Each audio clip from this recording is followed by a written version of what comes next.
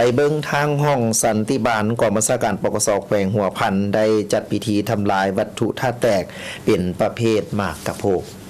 แผนก204ของสันติบาลปกส.แขวงหัวพันได้จัดพิธีทำลายวัตถุธาตุแตกประเภทหมากกะโพกอยู่ที่เดินแก้วกอเมืองสำเหนือแขวงหัวพันโดยให้เกียรติเข้าร่วมของฐานพันเอกอัมพรพันมจันทร์รองหัวหน้ากองบัญชาการปกส.แขวงหัวพันมีบรรณาธิการหัวหน้าห้องภาคส่วนที่เกี่ยวข้องตลอดหอดนายและพลตำรวจภายในแผนก204เข้าร่วม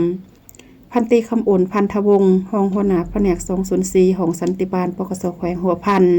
ได้รายงานให้รู้ว่าในวันที่11มังกร2025ผ่านมาเจ้าหน้าที่แผนกสืบสวนสอบสวนคดีความสงบของศาสตร์ได้รับแรงข่าวจากพลเมืองดีว่า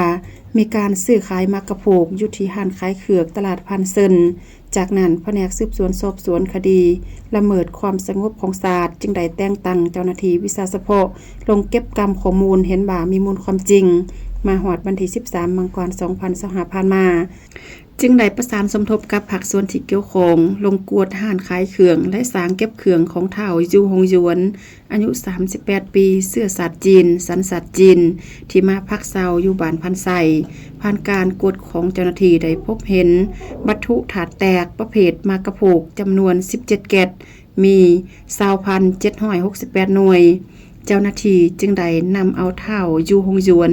มาสอบสวนผู้เกี่ยวจึงได้สารภาพว่าหมากกะโพกจำนวนดังกล่าวแม่นของผู้เกี่ยวแท้เจ้าหน้าที่จึงได้สร้างบทบันทึกศึกษาอบรมผู้เกี่ยวให้กลายเป็นพลเมืองดีของสังคมส่วนหมากกะโพกจำนวน17แกะเท่ากับ20,768หน่วยแม่นเจ้าหน้าที่ยึดและทำลายทิ่ม